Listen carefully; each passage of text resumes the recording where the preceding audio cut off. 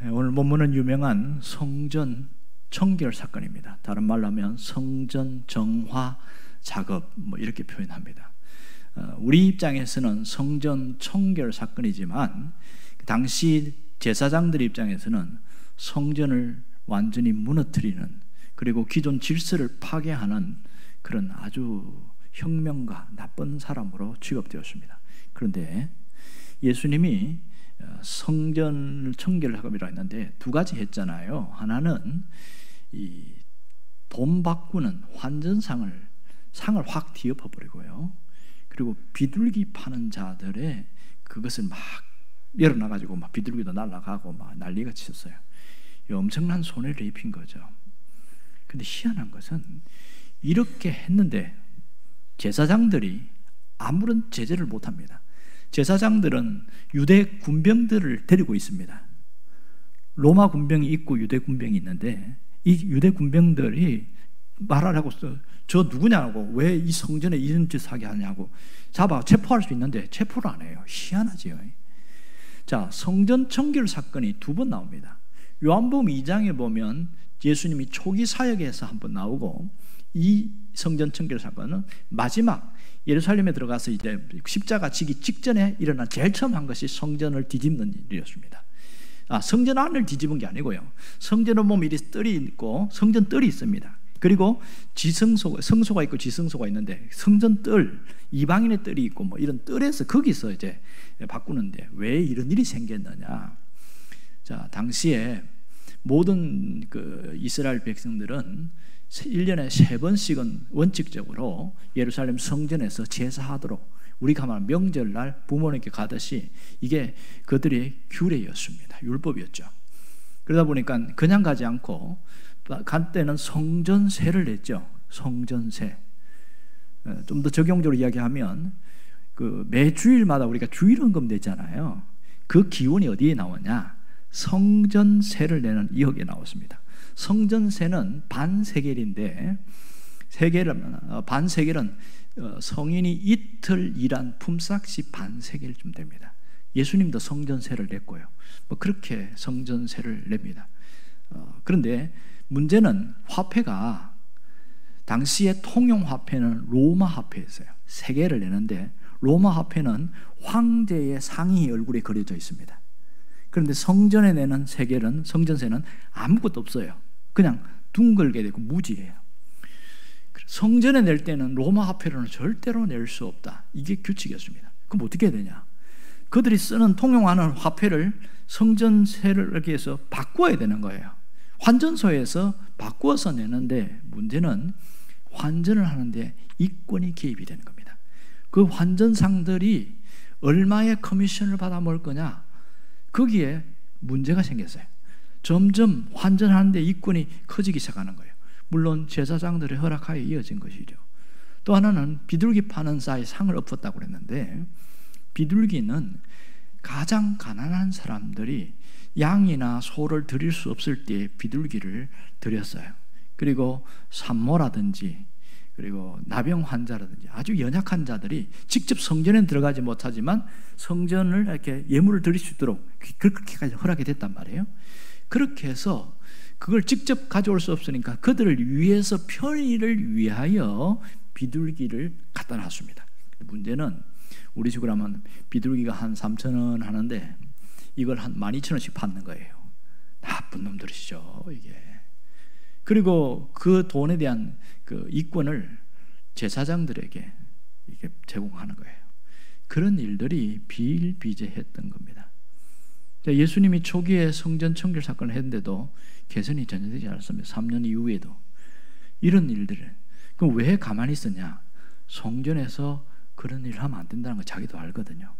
아는데 왜 하냐 그러면 이 순례자들을 위하여 편의를 제공한다는 것을 때문에 했는데 문제가 심각해진 거죠. 사람이 처음에는 순수하게 하다가 돈이, 이권이 챙겨지니까 막 제사는 관심 없고 돈 버는데 혈안이 된 거예요. 성전 안에 와갖고 그런 일을 하고 이렇게 해서 문제가 되어진 겁니다. 그럼 여기서 예수님이 왜 상을 뒤집고 왜 막 채찍질하고 내쫓고 왜 이렇게 했느냐? 이것은 성전의 본래의 기능, 본래의 목적을 회복하려고 하는 겁니다. 예수님이 성경 구절 두 개를 딱 갖고 나오셨죠. 하나는 이사야 59장을 갖고 오면서 내 집은 만민의 기도하는 집이다 이러면서 그 성경 구절을 갖고 오면서 이 성전의 본래 목적은 기도하고 하나님 앞에 경배하는 것이 이게 목적인데 이걸 왜 이게 상실되었다 그 얘기를 하고, 또 하나는 예레미야 7장 11절 말씀을 갖고 오면서 너희들이 이것을 강도의 소굴로 만들었다 이렇게 이야기하는 겁니다. 꼼짝 못하는 거죠. 맞는 얘기니까. 그래서 아무 말도 못했던 거예요. 그런데 속으로 괘씸한 거죠. 이 하나의 사건이 예수님을 죽일 원동력이, 폭발력을 일으켰던 것이 마찬가지입니다. 또 하나는 여기는 없는 얘기지만 예수님을 결정적으로 죽이려고 했던 사건이 뭐냐면 바로 나사로를 살린 사건이에요. 이 때에 나사로가 죽잖아요. 요한복음에 보면, 요한복음 11장에 보면 나사로가 죽었는데 나흘 만에 예수님이 가서 살린 사건이 있었습니다. 그것이 바로 일주일 상간 안에 있었는지 아니면 일주일 바로 직전에, 내가 볼 땐 베다니에서 예루살렘을 오는 상황이 있으니까 그 사이에 중간에 있었던 것 같아요. 그러니까 나사로가 살아난 것 때문에 난리가 난 거예요. 이 엄청난 혁명이죠. 그리고 예수님이 이런 일을 한 거죠. 오늘 여기서 중요한 것은 이겁니다. 지금은 구약의 성전의 개념은 없어졌어요. 지금은 교회라고 말합니다. 예배당이라고 이야기합니다. 그럼 교회 올 때에 가장 중요한 게 뭐냐? 예배입니다. 예배에 임하는 자세가 굉장히 중요합니다. 여기서 내 집에 만민이 기도하는 집이라는 것은 뭐예요? 경건성을 이야기하잖아요. 그러니까 예배에 올 때에 교회에 다니는 목적이 뒤집어지면 안 된다는 거죠. 늘 예배가 정말 중요하다. 여기서 주님이 이야기한 대로 하면 예배에 목숨을 거는 일이 있어야 된다. 그 얘기 되겠죠. 그렇게 해서 주님이 요구하는 건 뭐냐면 교회는 타락하면 안 된다는 겁니다. 교회는 변질되면 안 된다는 거죠. 교회는 언제나 본질을 회복하기 위하여 애를 쓰고 노력해야 된다. 그걸 알아야 됩니다. 자, 여기서 너무 극단적인 적용을 한 적이 있습니다. 제가 지금 우리 교단이 대한예수교 장로회 고신척이란 말이에요. 여기에서 주로 일제시대 때 이후에부터 신사참배 반대했던 분들이 뭐라고 그러냐면 이 성전 청결 사건 가지고 얼마나 지독하게 믿게 했냐면 주일날 돈 쓰지 마라. 주일날은 온전히 하나님을 예배드리는 거 했나 그런 거. 그 다음에 성전에서 예배당에서 물건 사고 팔고 하는 거 하지 마라. 뭐 그렇게 해서 바다회 같은 거 하지 마라. 이렇게까지 간 적이 있었어요. 그런 극단적으로 빠질 때도 있었습니다. 사실 그거는 좀 지나친 해석이긴 합니다. 그리고 교회가 지금 커피숍 하면 되냐 안 되냐 이대로 막 그대로 적용하면 안 된다는 거예요. 그런데 그것은 너무 지나친 해석이에요. 목적이 어디에 있느냐가 중요합니다.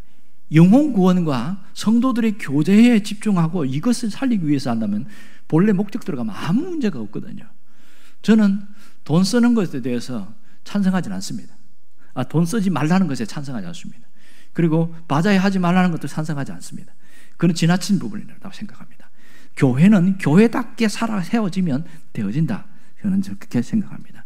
그래서 가끔 교회가 본질적인 것을 회복하기 위해서 때로는 불편함도 감수할 수 있어야 됩니다. 본질을 놓치지 않아야 됩니다. 지금 우리가 코로나 이후에 가장 많이 무너진 것은 목사님들이 한탄하는 게 뭐냐면 온라인 예배를 열어놨더니 젊은이들이 예배당에 안 나와요. 많은 성도들 중에서 그런 얘기를 하는 겁니다. 답답해서 이거 어떻게 해야 되는지 모르겠다는 거예요. 그럼 왜 안 나오냐니까 저 온라인 예배 드렸는데요 이런다는 거예요. 이 편하게 어쩔 수 없이 코로나 때문에 온라인 예배 열어놨더니 이제는 온라인 예배 드린다면서 그냥 뭐 추리닝 바지로 뭐 잠옷 바지 입고 그렇게 예배 드리고 그걸 끝이는 거예요. 그리고 온라인으로 헌금하면 끝난다는 거예요. 이게 심각한 문제라는 거죠. 사실은 예배는 교회란 자체는 모임이라는 것이 중요시되고 공동체성이잖아요. 그리고 예배는 현장에서 예배가 사실 중심인데 이것이 코로나 때문에 문제가 되어서 잠깐 일어났던 것이 일상화되면서 신앙이 다 무너져 버려서 이것들을 한탄하면서 고민하는 분들이 참 많습니다. 이것도 편리주의죠. 이것이 진리는 아닙니다. 뭐 온라인 예배 드리면 되지 이런 사고방식이 있으면 그 오늘부터 깨트려 버려야 됩니다. 어쩔 수 없이 병상에 있거나 어쩔 수 없는 사람에게는 그렇게 가능하겠지만 하나님 앞에 예배 드릴 수 있음에도 불구하고 그렇게 한다는 것은 그는 온전한 모습이 아니라는 거죠. 자, 정리하겠습니다. 오늘 교회가 바로 회복되려면 우리의 마음을 청소할 수 있어야 됩니다. 우리의 마음을 청소하는 게 뭐예요? 마음을 청소하는 게 회개라고 성경은 이야기합니다. 회개를 상당히 부정적으로 보는 사람들은요, 회개 안 합니다. 그런데 회개의 기능이 긍정적인 요소가 있는 걸 아는 사람들은 회개를 틈나면 회개합니다. 회개가 뭐예요? 청소하는 겁니다. 그래서 제가 회개의 중요한 단어를 썼습니다. 회개는 내 영혼의 샤워입니다. 몸이 날마다 샤워하듯이 영혼의 샤워가 회개입니다. 이게 긍정적 기능이거든요. 이걸 모르면 죄 지은 사람만 회개한다고 착각하는 경우가 굉장히 많습니다. 오늘 주님께서 이 말씀을 통해서 우리에게 주신 건 뭐냐면 우리의 영혼이 날마다 대청소될 때 영혼이 깨끗해진다. 그리고 교회가 깨끗해진다. 한 사람 한 사람들이 모였을 때 교회가 되니까 주님이 그렇게 되기를 원하고 있습니다. 여러분이 주님이 한 말씀을 깊이 잊지 않기를 부탁을 합니다. 기도하겠습니다.